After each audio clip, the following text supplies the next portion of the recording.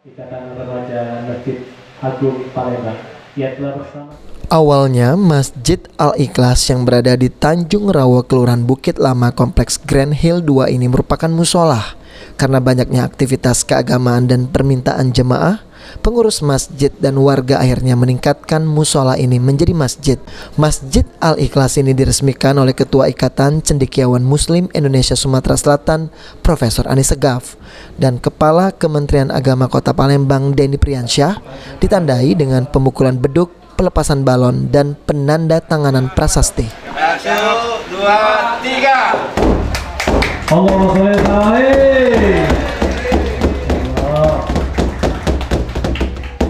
Peningkatan status dari musolah menjadi masjid ini diharapkan akan membuat warga dan jemaah semangat untuk memakmurkan masjid, menjadikan masjid sebagai salah satu wadah untuk menyatukan umat Islam dan kegiatan pembinaan iman.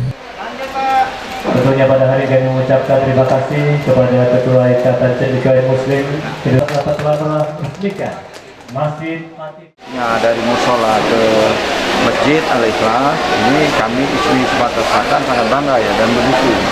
Kenapa? Karena kegiatan musola dengan masjid itu berbeda walaupun sama-sama tempat ibadah.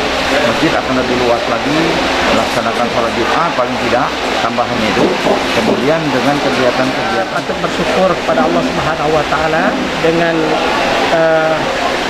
beralih fungsinya dari musola ke masjid ini, hendaknya ada 3 yang harus dilaksanakan oleh pengurus dengan jamaah. Yang pertama adalah fungsi imarah, idarah, dan riayah. Jadi kita makmurkan masjid ini dengan kegiatan-kegiatan ibadah sosial, ibadah ritual dan sebagainya. Kemudian pengurusannya harus, manajemennya harus baik ya, sesuai dengan organisasi.